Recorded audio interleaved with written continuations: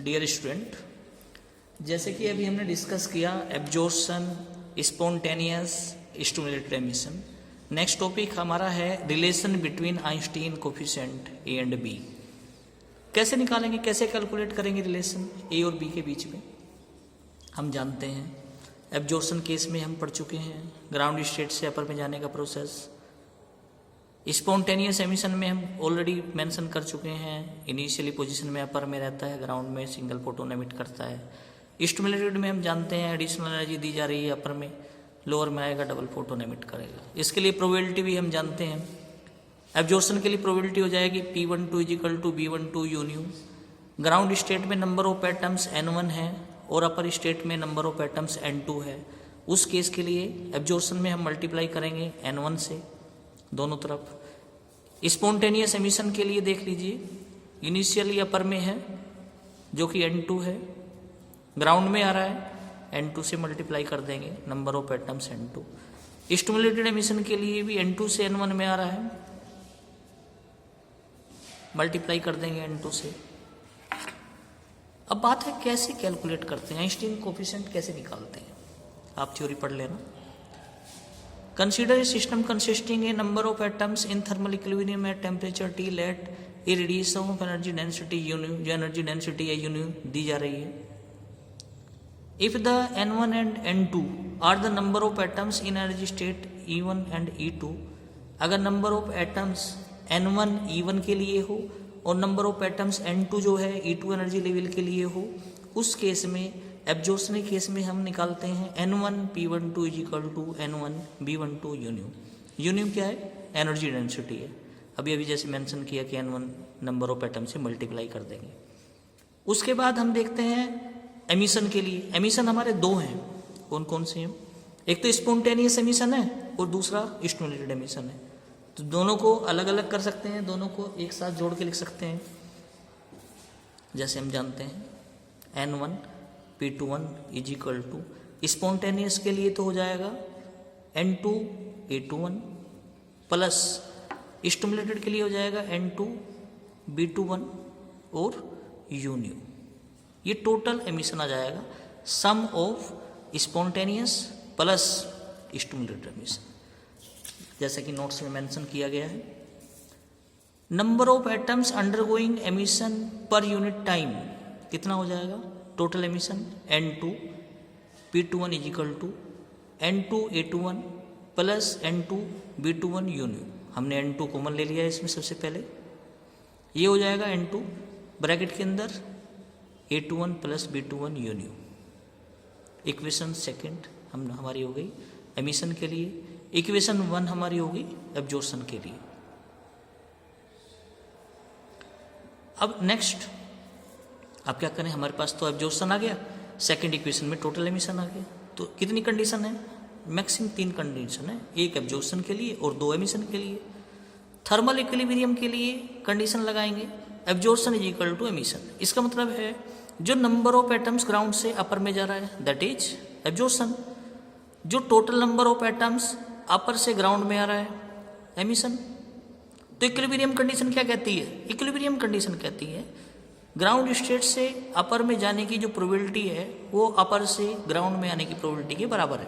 It means absorption = emission. Equation 1 और 2 में हम करेंगे, देखेंगे लेफ्ट साइड में क्या लिखा हुआ है, पहले वाला एब्जॉर्प्शन है, दूसरे वाला आपका एमिशन है। क्लियर।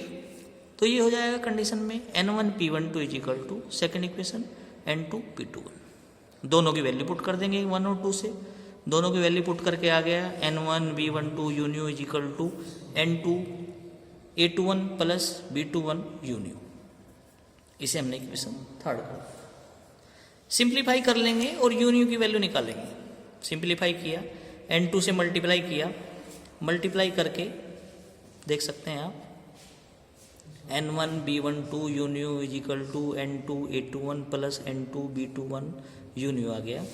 हमने U न्यू को और सिंप्लीफाई किया U न्यू के लिए, तो यहाँ पे लेफ्ट साइड में ले गए, माइनस आ गया, माइनस में जाएगा प्लस में है।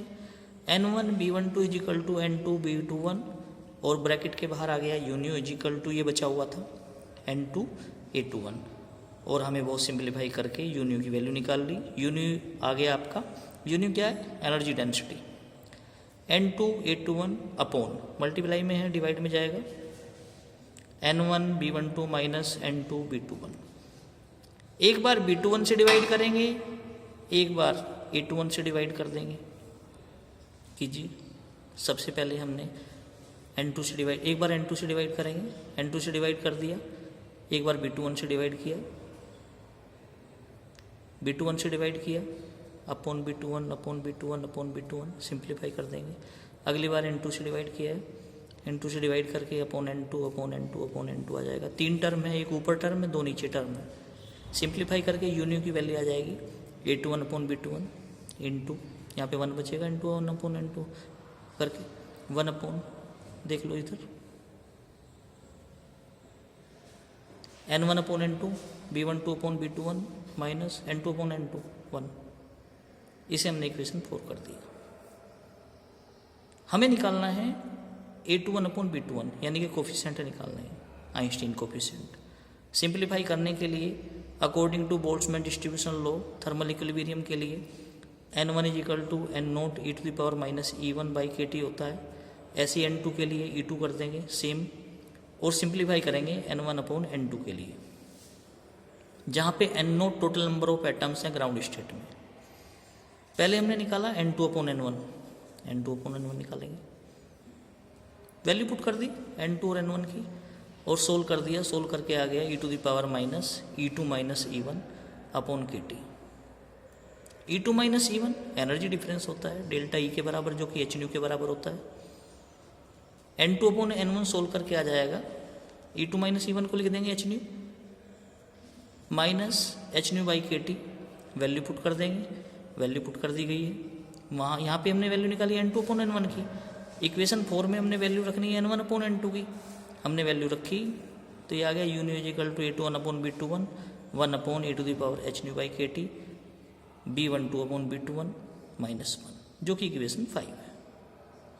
इसे भी थर्मल इक्विलिब्रियम के अकॉर्डिंग जब हमारे absorption is equal to emission है, तब इसके कोफिशिएंट भी बराबर बराबर होंगे, तो हम लिखेंगे B12 is equal to B21, यहाँ पे वैल्यू पुट कर देंगे, ये 1 हो जाएगा।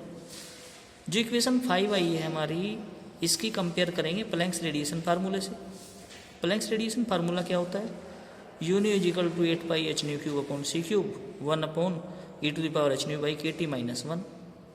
इक्वेशन 5 और 6 को कंपेयर करने पे आप देखेंगे यून्यू यून्यू दोनों साइड में लिखा हुआ है, लेफ्ट साइड में A21 अपॉन B21 की जगह पे ये लिखा हुआ है 8 pi hν cube upon c cube, इससे आगे 1 upon e to the power same same, मतलब कोफिशिएंट क्या आ जाएगा, A21 upon B21 is equal to 8 pi hν cube upon c cube.